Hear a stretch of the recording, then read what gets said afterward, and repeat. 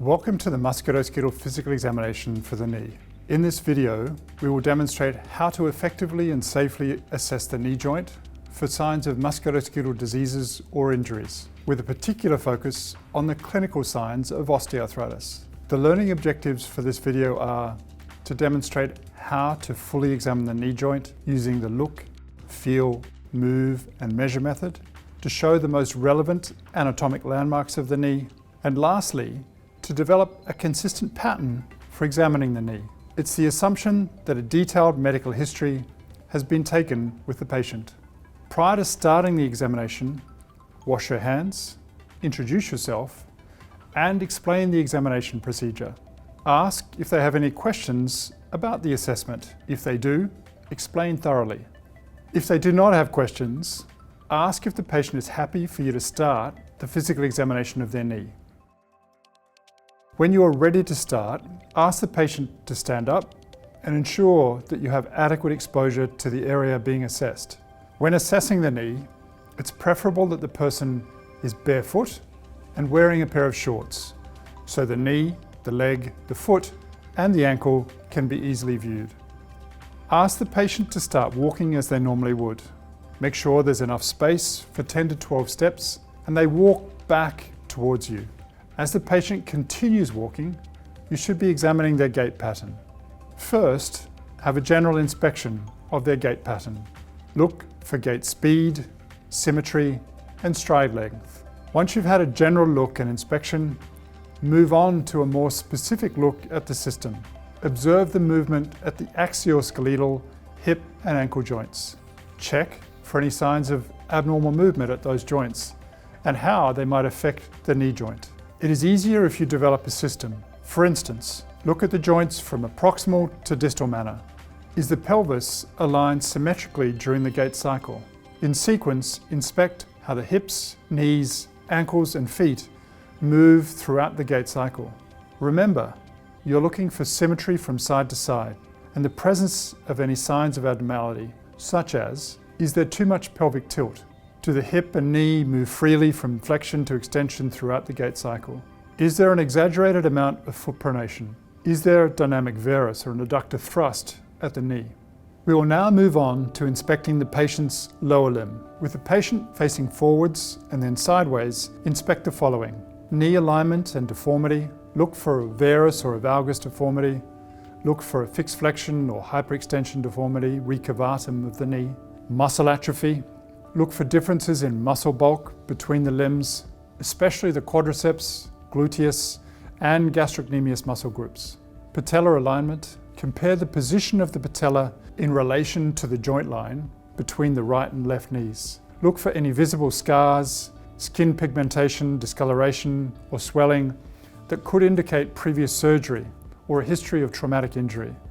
Leg length.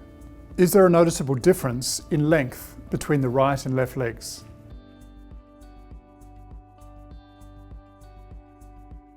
After inspecting the legs in standing, we will now move on to palpating the patient's lower limb. It is wise to put the knee in different degrees of flexion as you go through the different structures being palpated. When palpating, you'll be looking for signs of tenderness, swelling, nodules or cysts, and abnormal temperature. As you palpate the area, make sure you can see the patient's facial reactions and ask about any sensation of pain as you palpate the different structures. With the patient lying in supine, inspect the following: skin temperature. Assess the skin for any differences in temperature from side to side. A difference in temperature might indicate an inflammatory process, issues with blood circulation, or innervation to the area. Joint line, femoral condyle and proximal tibia. Look for areas of tenderness around the joint line. Feel for any medial tibiofemoral joint line tenderness, any lateral tibiofemoral joint line tenderness, any lateral patellofemoral joint line tenderness, medial patellofemoral joint. Then the pes anseri and bursa over the lateral femoral condyle, and then posteriorly for any Baker's cysts. Palpate both the base and the apex of the patella. The quadriceps tendon inserts into the base of the patella, and the patellar ligament is located between the apex of the patella and the tibial tuberosity. Those are common areas for pain due to musculoskeletal injuries. If you've noticed a difference in muscle bulk during the inspection part of the assessment, measure and compare quadriceps bulk. We will complete the palpation of the knee by testing for presence of effusion or swelling in the joint. To test for the presence of joint effusion, we'll perform two tests.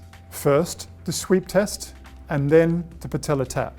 And so I'm going to push the fluid from the inside of the knee to the outside, and then back again, focusing on this area here as the fluid recollects. So I'll just do that one more time. And again, looking to see whether that recollects, which it does. So you've got a little bit of swelling there in that knee. And the last test is the patella tap. So again, I compress the suprapatellar bursa with my left hand, and I tap on the kneecap to see whether the fluid is displaced from behind the kneecap when it hits the front of the femur. And again, do the same on the other side. After palpating the legs for tenderness, swelling, and temperature, we'll move on to performing movement tests. The patient remains in a comfortable position while the assessor asks they perform the active knee movements of flexion and extension. That will then be followed by the examiner performing passive movements of the knee joint if active movements are limited. During the active movements, the examiner should observe the quantity and quality of the movement. The normal range of knee flexion is about 140 degrees and approximately 0 to minus 15 degrees for knee extension. The patella should move smoothly and freely throughout the range of motion. Attention is given to whether pain occurs during the movement, and if so, where. When performing the passive movements, the examiner rests one hand on the anterior surface of the knee joint in order to feel for crepitus of the joint. The amount of hyperextension can be assessed by lifting the supported patient's heel off the bed. More than 10 degrees is considered to be abnormal. The examiner also performs passive medial and lateral movements of the patella to assess its mobility and to compare it with the other leg. Normally the patella should move up to half its width medially and laterally with the knee in extension. After assessing movements of the knee joint, we will examine the integrity of the structures around the knee joint. We'll start by assessing the knee ligaments. In order to avoid a false positive sign for the anterior cruciate ligament tests, it's better to check the integrity of the posterior cruciate ligament first by performing the sag sign test. So when the posterior cruciate ligament is ruptured, the tibia will slide or sag backwards in relation to the femur, which is known as the sag sign. If the tibia has sagged due to a posterior cruciate ligament rupture, when the examiner performs the anterior draw test, the tibia will be displaced forwards. This could give the impression of a ruptured anterior cruciate ligament when the posterior cruciate ligament is actually at fault. After checking for the sag sign, we can now move on with the anterior cruciate ligament, or ACL. With the patient lying, we'll bend the knee joint to 90 degrees. The examiner cups the back of the knee and rests the thumbs by the sides of the tibial tuberosity. An anterior shearing force is then applied as the examiner pulls the knee anteriorly.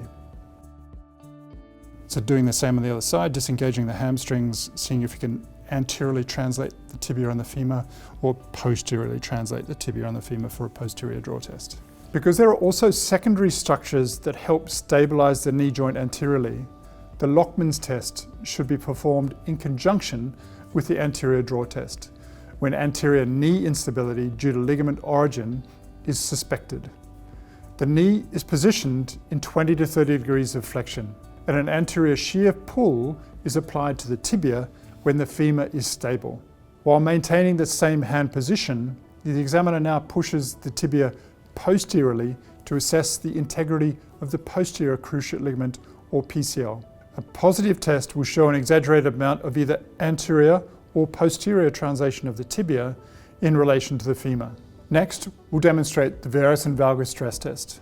These tests will, respectively, assess the integrity of the lateral and medial collateral ligaments. Both tests will be performed with the knee in full extension and then in 20 to 30 degrees of knee flexion. This is done in order to test the primary stabilizers, both the lateral collateral and medial collateral ligaments, in isolation from the secondary stabilizers. The hand position as seen here is similar for both tests, but the line of force changes for the tests.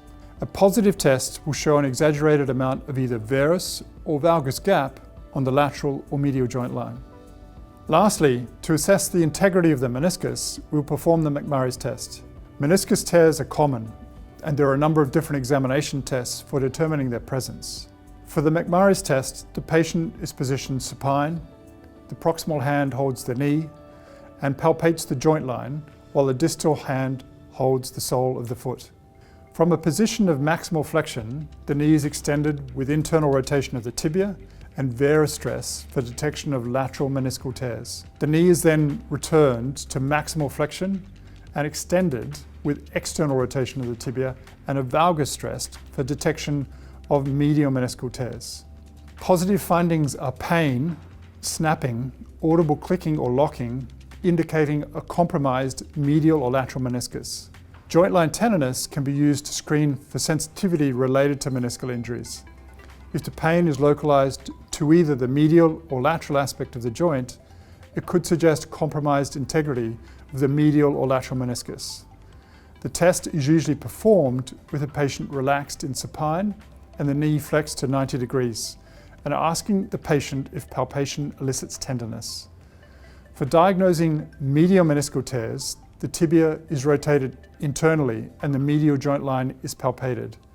To diagnose lateral tears, the tibia is rotated externally and the lateral joint line is palpated. So we're done. I'll give you a hand to sit up. Thank you. Yeah. You can hop down and put your shoes on.